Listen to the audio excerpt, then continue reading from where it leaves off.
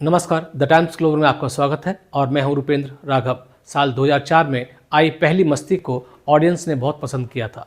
उसकी सफलता के दो और पार्ट बनाए गए, ग्रैंड मस्ती और ग्रेट ग्रैंड मस्ती।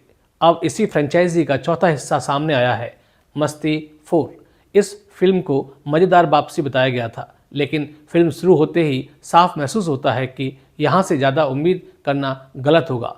शुरुआत से ही कहानी बिखरी हुई लगती है। जो हंसी दिखाने की कोशिश की गई है वह थकी हुई है और पुरानी महसूस होती है। हर सीन इतना ढीला है कि ऑडियंस का ध्यान बार बार भटक जाता है। कई बार तो लगता है कि फिल्म देखना ही गलती है।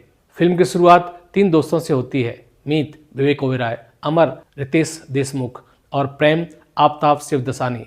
तीनों शादीशुदा हैं लेकिन अपनी शादी से खुश नहीं हैं। उन्हें लगता है कि उनकी ज़िंदगी अब फीकी और उबाऊ हो चुकी है।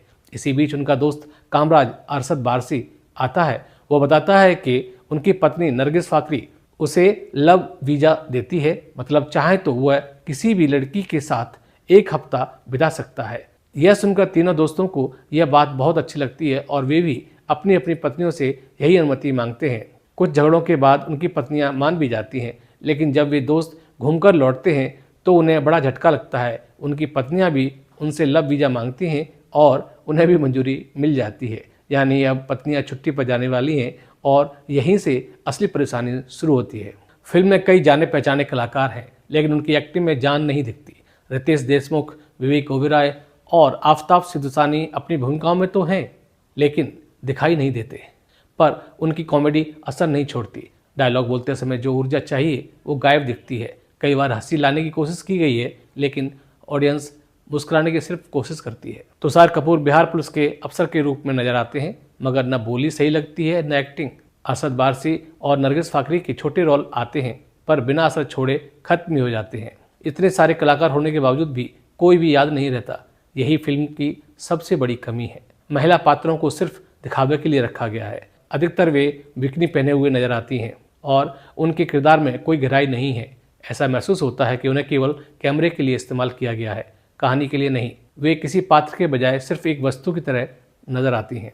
मिलाप जावेरी का निर्देशन फिल्म को सबसे कमजोर बना देता है। पूरी फिल्म देखकर यही सवाल उठता है कि इसे बनाने की जरूरत ही क्या थी। कहानी अधूरी लगती है, सीन खिंचे हुए लगते हैं और कॉमेडी की जगह अजीब बातें दिखाई देती हैं। ऐसा महसूस होता है कि बस पुराने नाम का सहारा लेकर फिल्म बना दी है, लेकिन उसमें ना समझदारी है ना एंटरटेनमेंट। निर्देशक की पकड़ शुरुआत से ही ढीली दिखाई देती है। फिल्म ना दिशा पकड़ती है ना ऑडियंस को जोड़ के रखती है। हंसी की जगह सिर्फ बोर करती है। कई जगह लगता है कि इतनी कमजोर फिल्म बननी थी तो उसे शुरू ही क्यों किया गया। फिल्म के गीत भी निराश करते हैं। इतनी बड़ी फ्रेंचाइजी होने के बावजूद म्यूजिक में कोई आकर्षण नहीं है। गाने आते हैं और निकल जाते हैं, पर कुछ याद नहीं रहता कि कौन सा गाना था। मगर कोई पूछे कि फिल्म में कौन सा गाना अच्छा था तो जवाब देना भी मुश्किल हो जाएगा। अगर आपके पास 2.5 घंटे खाली हैं तो आप सो जाएं, टहल लें या मोबाइल की स्क्रीन साफ कर लें। मस्ती 4 देखने में कुछ भी हासिल नहीं होगा। अपने धैर्य की परीक्षा लेनी हो तो जरूर सिनेमाघर तक जाएं और देखें मस्ती 4। ऐसी और फिल्मों के रिव्यू के लिए देखते रहिए द टाइम्स ग्लोबल। धन्यवाद।